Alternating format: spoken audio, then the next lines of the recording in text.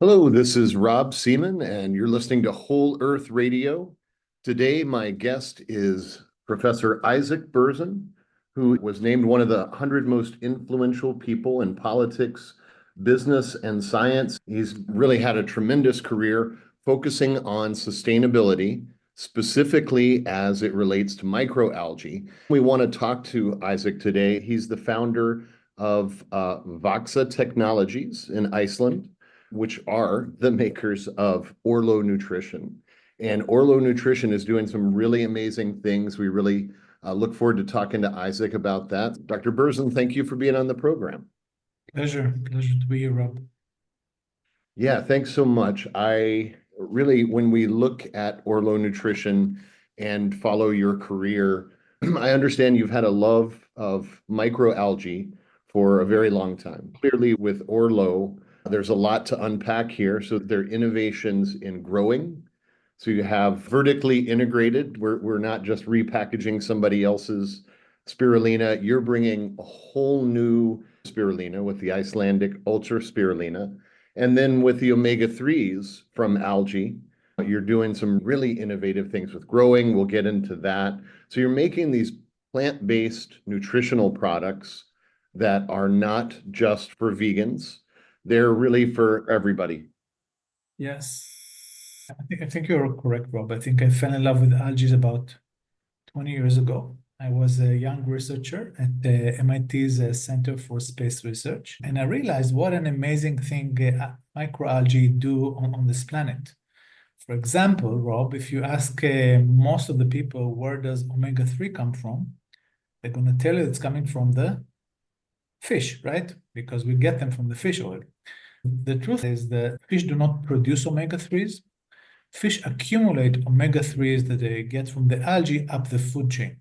Getting your omega-3 from the core producer, from the main producer, has nothing to do with being a vegetarian or not a vegetarian. Why would you ever want to have the omega-3 that came from the fish that ate the fish that ate the fish that ate the algae? Why? You're enjoying the mercury flavor. So I think going to the origin basically means that it's cleaner and the absorption rate is higher. We'll talk about this in a minute, but there are significant advantages for you as an end user, including sensory qualities, which are important. When we eat something, we want to make sure it's tasty. It's the number one thing that comes to mind. So avoiding, fishy burps or stuff like that makes the whole user experience so pleasant. So in a way, if you think about it, the choice is very simple. Again, not for vegetarians, for anyone who cares about the user experience and the quality of what they use. And you addressed this a number of years ago in a scientific paper. You were way ahead of the curve, really one of the first people bringing plant-based omega-3s to the marketplace. But you wrote a paper called Cut Out the Middle Fish. And I think that title alone, it's a very impressive body of research, but the title alone really explains what you just said. Why do you want a middle fish in this equation? Correct. So I'll address it in two ways. Maybe one way is to mention the lead author of this paper. His name is Professor Bill Muma. Bill is the lead author of the IPCC climate change report that got a Nobel Prize in 2007. So the thought behind it is not only about the quality, it's also about the environmental footprint that you want to change. Okay, and we'll talk about this in a minute. I'm an engineer, so I like to talk about numbers. And for me, sustainability is not a blurb. Sustainability is something I need to understand with numbers. And when I think about sustainability, I think about three dimensions. It's the water, the freshwater requirement, it's the land usage, mainly fertile land, and it's the carbon footprint. So for example, Rob, if you want to migrate from fish to algae-based omega-3s, you still have to think about open pond, for example. That's a huge camel drinking water, right? Because all this evaporation is something that's absolutely unsustainable. Some of the algae production facilities are located in places that have scarcity of water. It's crazy to think about it. In those areas, you cultivate microalgae in open ponds. What we bring is a technological solution, but I want to talk about the user experience. So one of the things this paper describes is the difference in quality of omega-3s, for example. So if you take oil and water, and oil in this case, fish oil, let's say we're going to talk about the glass of water mimicking our stomach. So if you take oil and water and mix them, very quickly, the oil is going to float on the top. So the triglyceride form that's typical for fish oil is floating on top, and then absorption is happening from the ring of oil wherever oil touches the sides of the glass, right? Wherever the oil is touching the sides of your stomach. So in a way, you can imagine the absorption area, which is pretty limited. On the other hand, if you take, in this case, our algae oil and mix it with water, it's going to form an emulsion. The reason is that these oils are in a polar lipid form. They're chemically a little bit different. And because they form this emulsion, the absorption now is happening from all the sides of the stomach. So what does it mean for you? Bioavailability is a key word. It doesn't matter how much you swallow. What matters is what's absorbed in your body. So if you can get the same nutritional benefits by swallowing a much smaller pill with no fishy burps, because also this layer of oil on top, that's the main cause for the burps, the fishy burps. So if you want to avoid this swallowing an elephant and burping, then you have a very easy choice. And there is a significant advantage for you as the end user. So that's only an example, Rob, of what I mean when I say it's a combination of sustainability and user experience. It's so much different in what we're trying to bring to market.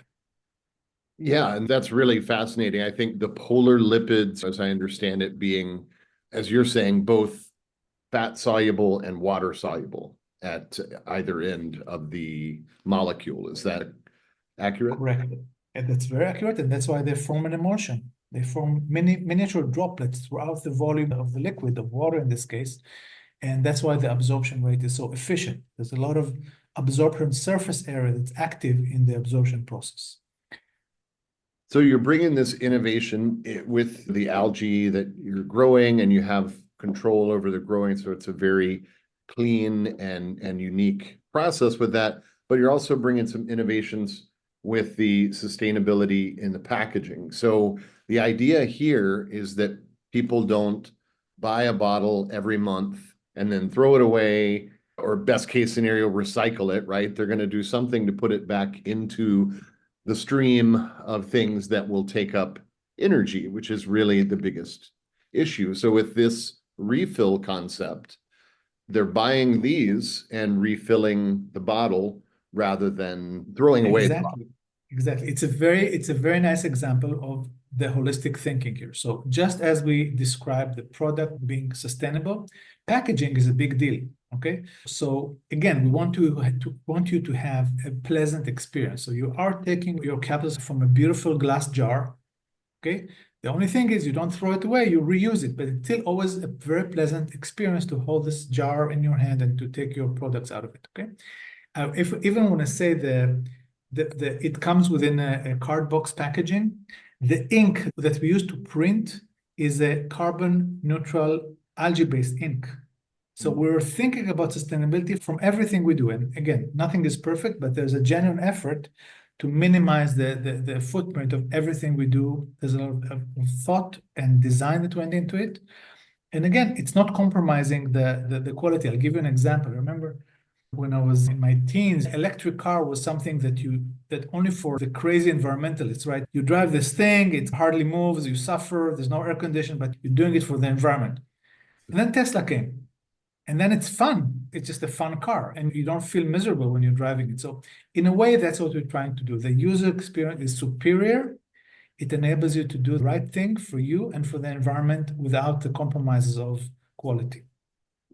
Yeah, I think when you talk about taste, I look at these other products that ÖRLÖ is bringing to market with the Icelandic Ultra Spirulina. The Brain Performance Bar is absolutely amazing, tastes wonderful, and no one would suspect that this has spirulina in it. And the same could be said for the focus and memory gummies.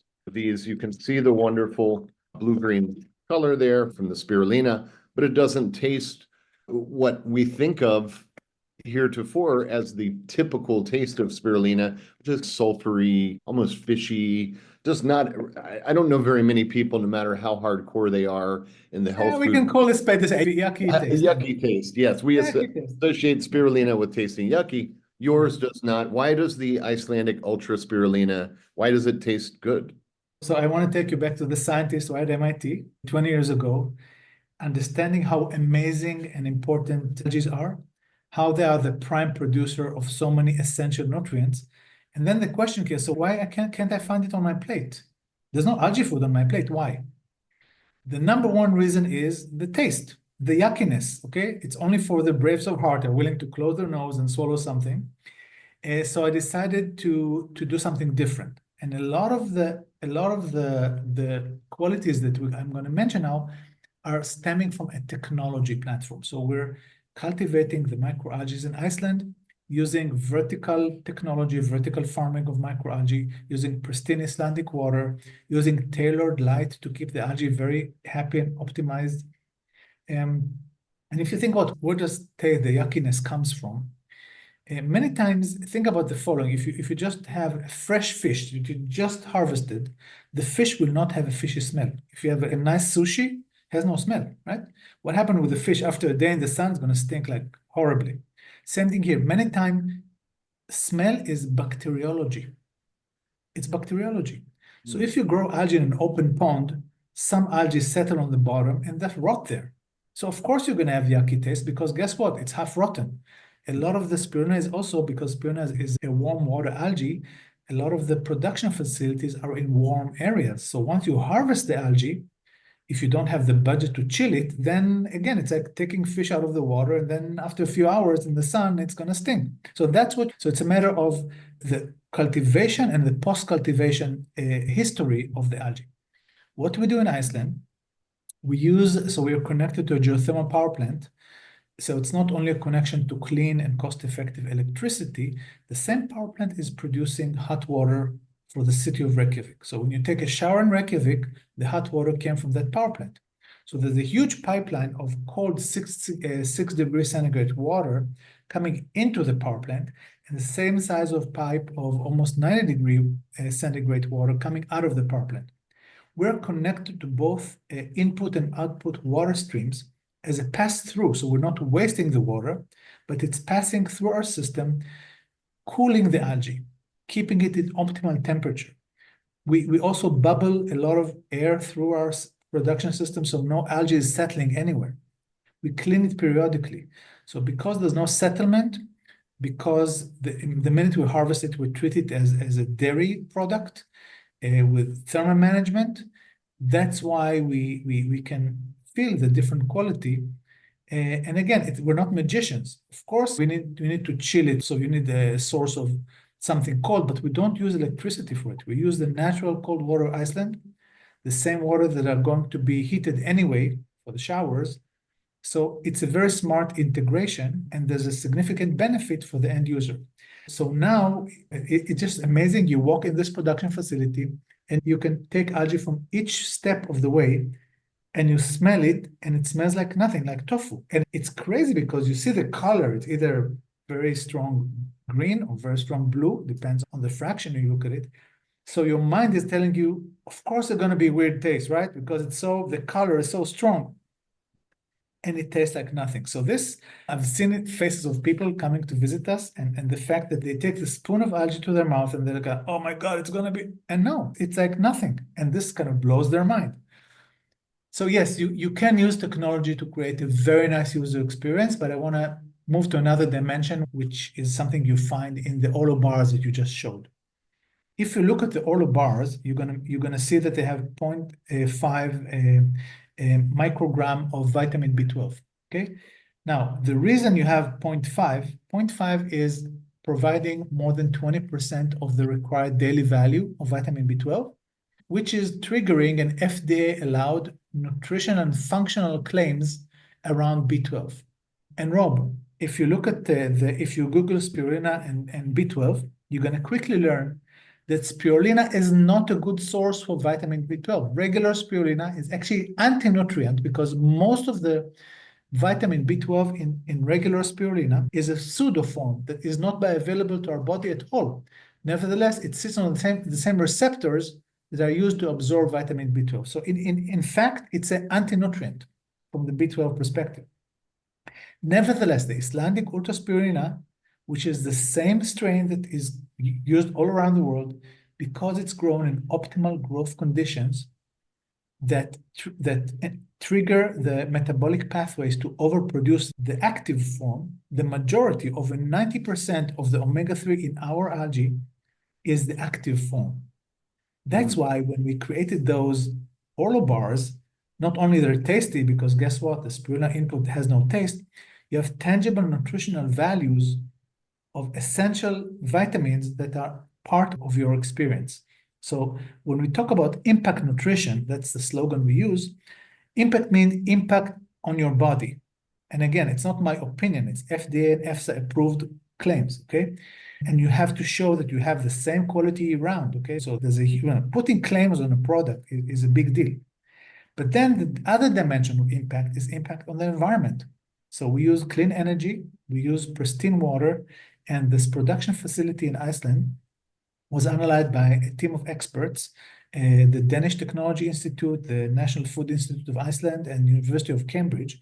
They released a study that concluded that our production facility in Iceland is carbon negative, which means the algae fix more CO2 than the CO2 that's associated with cultivating them from the energy or fertilizers we use.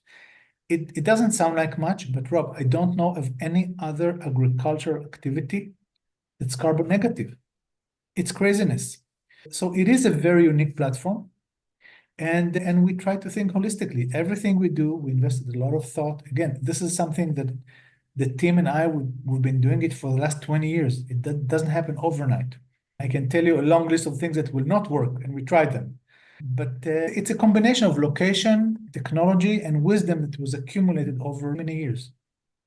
Yeah, I think it's fascinating because having worked in the health food business in the United States for really my entire adult life, I was introduced to spirulina the minute I walked in the door. Oh, this is spirulina. You've got to start eating this. And again, like you said, yucky taste. They found ways to disguise it, which is adding a lot of sugar. You have the spiru, whatever, protein powders, which really, I think now we know more. We know better than to just take something we don't like the taste of and cover it over with sugar. That's not a good approach. But now you're really telling us some things we didn't know about how spirulina maybe should be grown. And that's correct.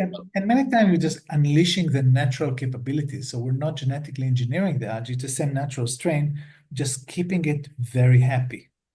Okay, and it's a different philosophy of how to do. So we're not trying to fool nature, we're trying to listen to nature. Okay, and we're trying to provide whatever keeps the biology happy. So that's how we think about technology, not bending the arm of the algae, but actually accommodating and listening to what the algae wants. And they give you love back by far. You can see amazing things that are happening. They're very active, but that's also the other issue. Spirulina had this notion of superfood. Rob, I don't understand what superfood means. It's a blurb, it's a word. I'm an engineer, I need to know numbers. There are no numbers. You know why? Because if you grow it outdoors, and spirulina is something that you harvest every day, the composition is different because today is cloudy, tomorrow is sunny, now it's cold, now it's hot, now it's after a rain. So no one is going to guarantee the quality because guess what? It's all over the place. So moving from agriculture to technology enables you to have a consistent quality year round. Now you can have claims that you can stand behind. Now you can have a quality that now I understand what superfood means because I can see 56 vitamins and minerals. I can see their levels. I can see how much I need to consume in order to get approved FDA and EFSA nutrition and functional claims. So now it all makes sense to me, but before it was just a blurb. Yeah, I think there are a lot of buzzwords and catchphrases. Superfoods is one of those. To me, it's a category. It's really more like functional foods, I think. But when you get, and this is where I was going before, when you get outside of the industry. Now, I'm from the health food world. I shop in a health food store, but as things cross over into the broader market, the wider stream of people who are going to go, they've never conceived of eating algae. It never occurred to them. So this will be a new thing. What a wonderful thing it is to finally have algae that doesn't taste yucky, because we don't have to apologize. Listen, this tastes really bad, but you're going to want to eat it because it's so good for you. I don't think that approach works for most Americans. Correct, I agree. So it needs to be a nutritional celebration. It needs to be something that's fun. And what we try to do is we try to hit a spectrum of options. For example, some people are very adventurous. They want different foods. They want to be like blue food. Fine, we can definitely accommodate those people. So for example, the gummies, right? You mentioned they're green, blue color, they're different. So you definitely feel that you're doing something different. Nevertheless, other people they want to have something that they don't feel any visual or any taste difference. And for those people, for example, the Olo bars are perfect. You have the feeling of something amazingly great and no color and no flavor difference, which makes it great. So I'll tell you a funny story. One of the things we tried here in Iceland was we worked with a bakery to introduce spirulina into one of their breads. It's a sourdough bread, so they called it the spirulina bread, and the first attempts were not successful. The reason was, although the bread didn't have any taste, it had green dots on the bread, and people did not appreciate green dots. It looked like moldy or something, right, in the bread. So what we did is we found a pasteurization method, conditions that maintain their nutritional value, but then the color of the algae is becoming more brownish. So when you bake the bread, it disappears completely into the background brown of the bread. So you will not be able to tell me which one of the breads is a spirulina bread. And this was the way to go forward. And once we did that, this is one of their best sellers today, because people love to get the nutritional value of this and they feel no difference in colors or flavors. So there are ways, and again, that's why we have technology, that there are ways to keep the user experience very pleasant and conservative or adventurous, depending on whatever you're looking for. Yeah, I think that there's different applications of these algae, and it's fascinating to me when you look at like the spirulina, you're getting nutrients in a very active, bioactive form, bioavailable, as you're saying, and it's a supplement that the American diet, I would just say the modern diet, probably around the world, right?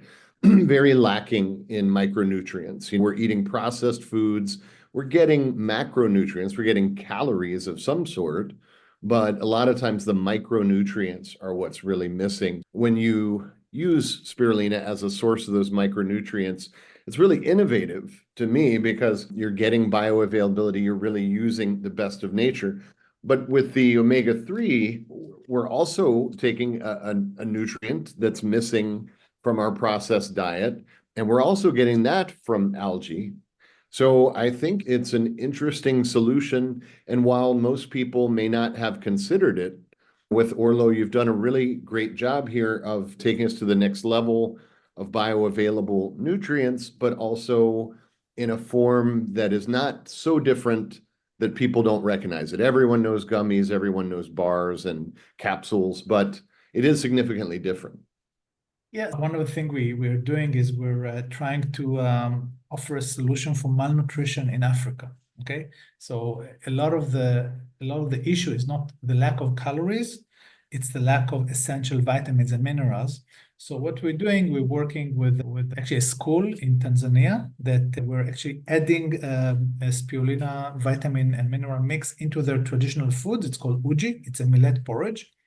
And this is the way to support. Okay. So then when I was talking about malnutrition in Tanzania, they gave me an example of, I think it was Nigeria. And they said that it was doing okay, and then something happened, and then malnutrition became a big deal there. And what happened was they moved to American diet. So the minute the American processed foods became part of their life, then they start developing these gaps of nutritional deficiencies. So I absolutely agree with you. Malnutrition is very misleading, and eating processed foods is almost guaranteeing that you're going to get some deficiencies. And some of the deficiencies, I have to tell you, are even changing your character, your performance. I'll give you an example, B12 or iron.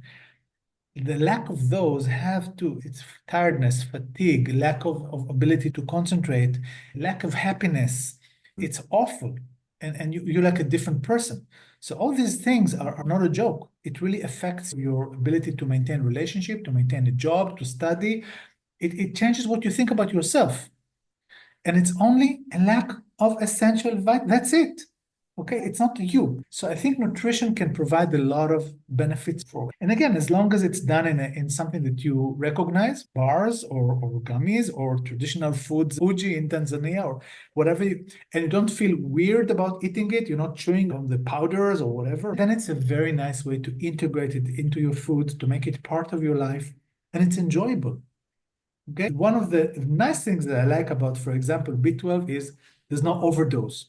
B12 has no upper limit because if you consume more than your body can absorb, it goes out through your urine system. So there's no danger of overdosing. So you can have 1 bar or 2 bar, whatever you want. It's such a platform of safety and freedom that I love it. It's really a very nice thing. And nevertheless, I can say we feel like we're starting a kind of a movement, a different way to think about nutrition. But we cannot do it on our own. We need people to engage, to think with us, to make comments, suggestions. It's a dialogue.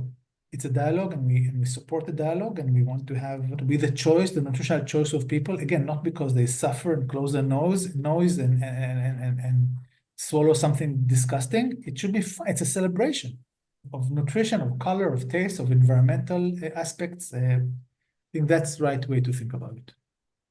Yeah, I think it's long overdue for microalgae to go mainstream, right? But maybe it's taken this long to have an innovation like yours, like Voxa Technologies and ÖRLÖ, where it is more palatable, but it's more palatable because it's better. So it's not just like you falsely, as you said, you didn't trick nature or genetically modify it to make it not be like spirulina. It's a freshness issue, really, isn't it? Correct, correct. And I have to tell you, I think about it a lot. It's a very good question, Rob. Why now? Why not 10 years ago? Why not 20 years ago? But I think the timing is right because of this combination of environmental concerns and nutritional concerns. I think that we all have a feeling that in 30 years, our plate is going to be different. We cannot continue feeding the world using the same resources of water and land. So I'll give you an example. We created something that we call agriculture. What it really is converting light to food, right? We use plants to convert light to food. And if you look at the staple crops, for example, corn, what percentage of the biomass, and remember, to grow the biomass, we use land, we use water, we use fertilizer, we use pesticides, okay? What percentage of this biomass, which is the roots, the stems, the leaves, all the biomass, what percentage is food? It's a yellow, right? It's the yellow part of the corn. What percentage is the yellow part of the corn from the total biomass? The answer is it's a single-digit percentage. Agriculture is cultivating mostly garbage. We're crazy. We are crazy. So we all understand that something's got to give. And now comes Voxa. Now comes ÖRLÖ products. Now there's the attention for alternative because we know alternatives will come. 20 years ago, you talked about sustainability, about carbon footprint. What are you talking about? I don't understand you. Okay, so I think timing is because of not only the technological advantages, because now people are aware of the changes, aware of their food, aware of this connection between nutrition and environment, aware of the choices they make that influence the environment. And I would tell you that there's a migration of a lot of people from mostly animal-based diet to some plant-based diet, not completely, but some, right? Flexitarians, for example, it's a growing movement. And one of the things you need to be aware of when you make this transition is to make sure there's no deficiencies. And most of the deficiencies, if you cut on fish or you cut on meat, is omega-3 and vitamin B12 and iron. So what we're providing the supportive nutritional to support this transition. And again, we're not forcing anyone. You can do whatever you want, but it's allowing you to make the choices without compromising on your health. So I think it's a very nice addition to the way the world is moving today. Yeah, you'll never have 100%. There are always going to be people who rebel against something that's healthy, they're not interested in. But I think you definitely cast a wider net, if you will, when it tastes good. So you're definitely addressing an issue that's real for most people. But I think the concept of nutrient density is something that is filtering out more. It was really kind of niche. Only crazy people eat like that. They're suffering, like you said, just torturing themselves, eating this bad, when really that hasn't been true in many cases. There are lots of ways, but it's the preconception from what is a largely fast food society. People go through the drive-through, that's what they're used to, that's what food tastes like. So anything outside of that is going to take maybe reconditioning their taste buds. But the nice thing about what you're doing with Voxa and ÖRLÖ, I think, is meeting people where they are. So if we can bring these innovations to them without them having to so much change, the way they think about food. Just forget about food tasting good, folks. That's an outdated concept. The idea of bringing superfoods into the marketplace, into the present, really, of where people are used to. They've accepted the concept, I think, of nutrient density, and they're looking more for that. They are looking more for plant-based. This is what the market tells us, but they still want it to taste good. And when you have that, and also not just nutrients, but you have super bioavailable nutrients, I think that's a really winning combination. Yeah, and in order to get to this point, Rob, as you said, that it will be a genuinely good experience, tasty experience, because I agree, the taste is your card in. Without taste, I don't really believe it's going to happen big time and for a long time. So we're using two groups that are totally different. One group is the sensory experts who work closely with the several food technology labs, and they have sensory panels, and these are people expert in tasting things. But we also use children, because many times children just tell you the truth. You're going to see it on their faces, right? So between those two groups, the experts and the children, I think we did a great job of getting the real feedback and fine-tuning accordingly. And as we said, sometimes the taste, sometimes it's the color that bothers people or not. So we're trying to accommodate all the dimensions of the user experience.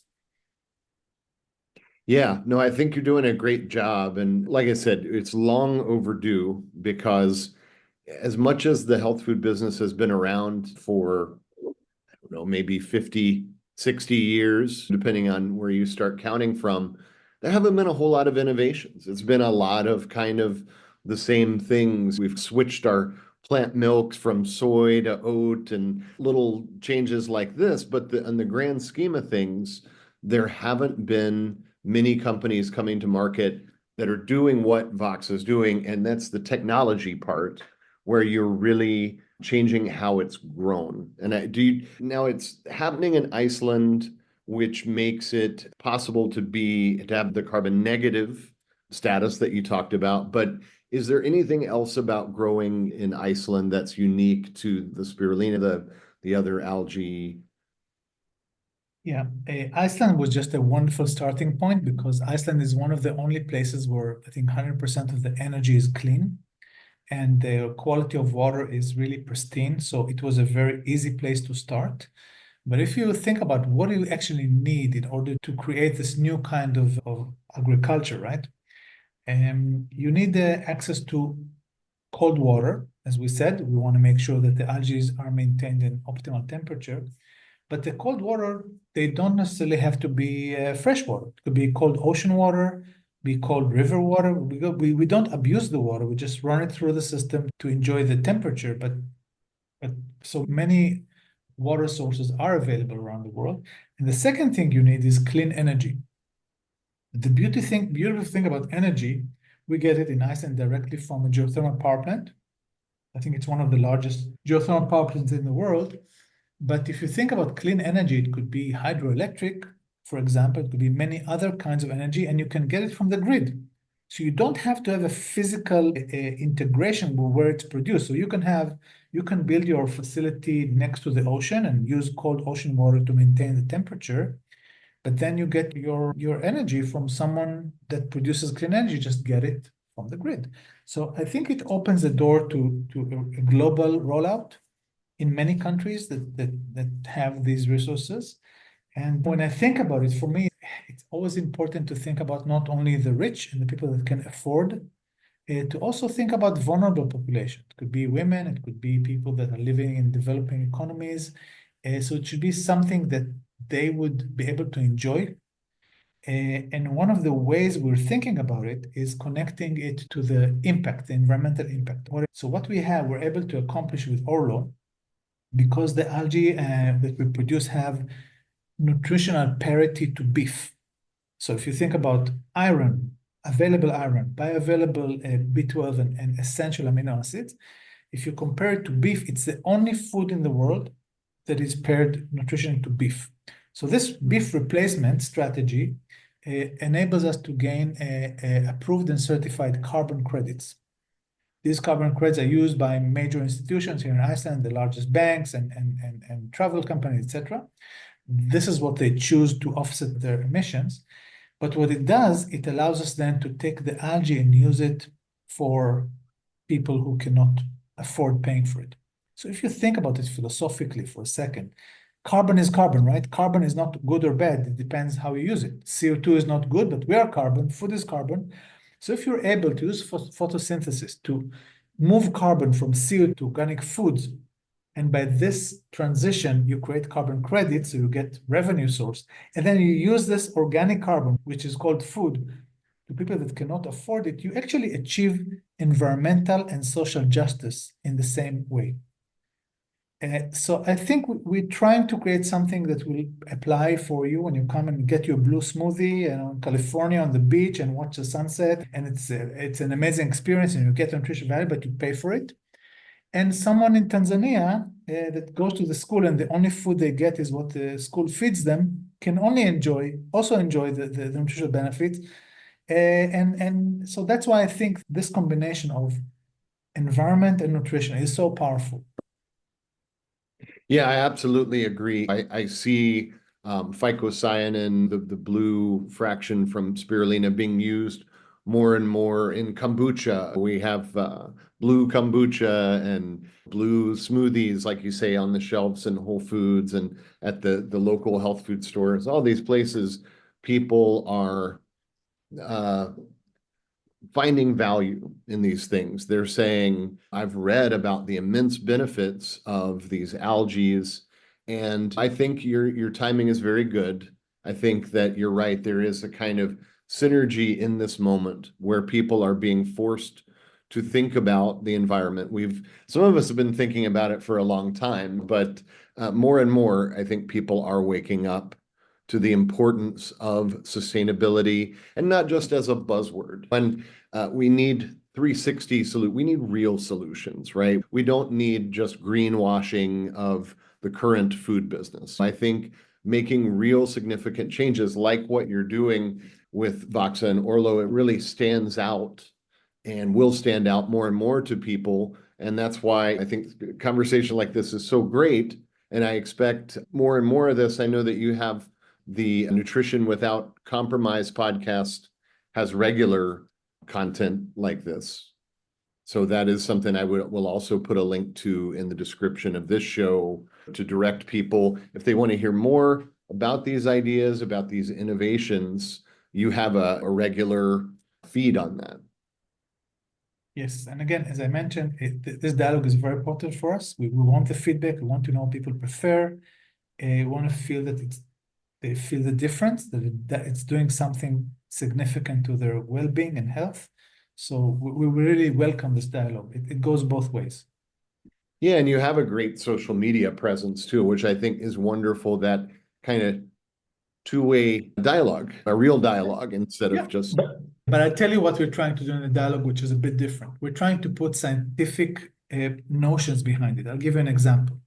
I can tell you, oh, this omega-3 is great, it's more bioavailable, it's amazing. These are empty words. What we did is we started a program that's called Tested by You, where if you prescribe for a couple of months, you get two kits. One kit to measure your omega-3 index, and omega-3 index is different from blood level. Omega-3 index is representing the absorption rate as well.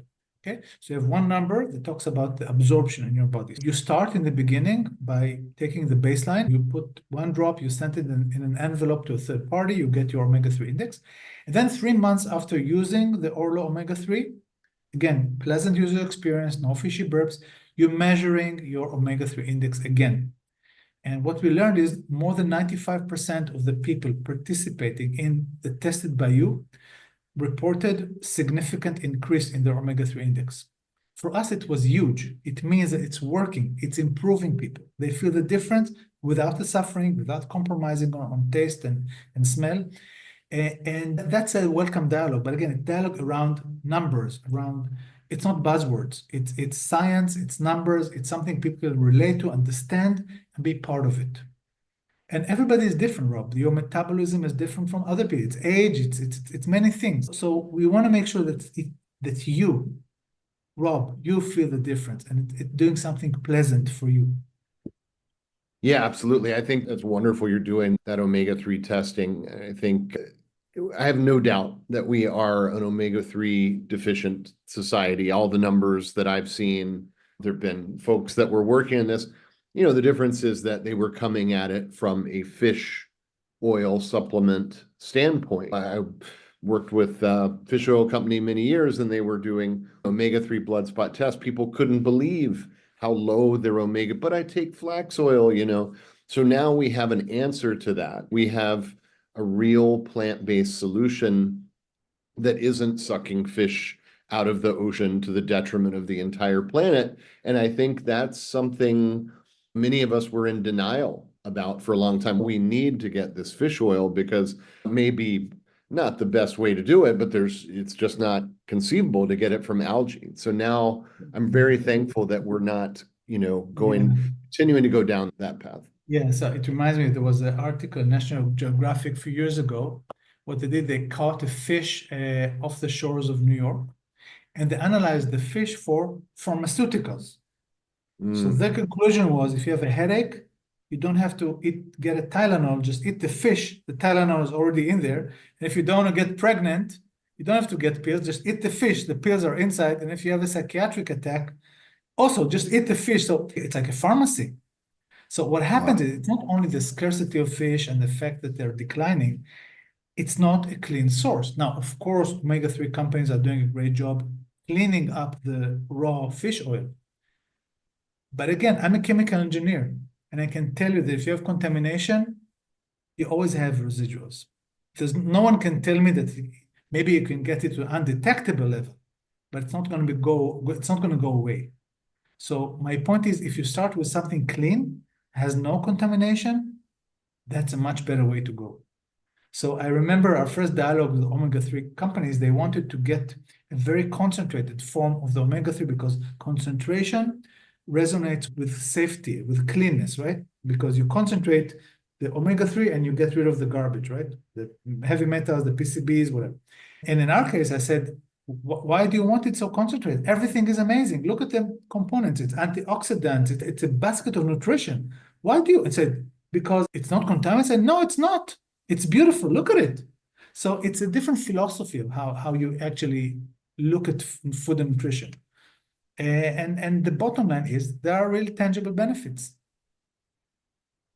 Yeah, that's fascinating. And I think that we're starting to come around. People are starting to come around because in other areas, people are trying to eat less meat, even if they're not vegetarian. They understand the environmental impact of the foods that they eat. But certain areas, we've done them a disservice because we told them, look, you're going to have to take this fish oil or you're just not going to get enough omega-3. And I'm very thankful that we're now able to answer that with a more sustainable solution because many people have talked to people who were vegan except that they took fish oil. We had convinced them, we had done such a good job and we didn't realize we were telling them the wrong thing, but that to get enough, to really get therapeutic levels of omega-3 it's gonna have to come from fish. And I think that was a disconnect for a lot of people. I know a lot of people that, okay, grudgingly. So I'm very thankful that this new era of technological innovation is here. And thank you for bringing this kind of solution to the table.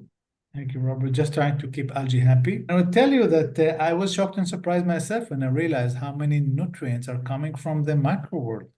It's not only omega-3 that's not coming from the fish, it's coming from the algae. It's even B12.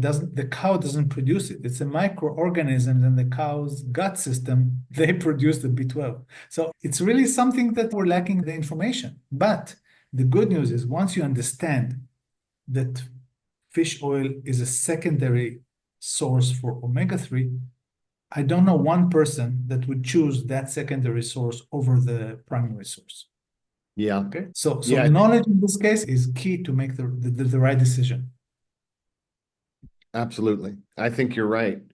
On that note, I think this has been a great discussion. And Isaac, I look forward to having you back in the future, have more conversations about. I have a feeling that we're going to just see a continual flow of innovation from ÖRLÖ. So Rob, you have a warm welcome to come visit us in Iceland, touch, feel, see, experience the technology, taste the algae. I promise you it's going to blow your mind.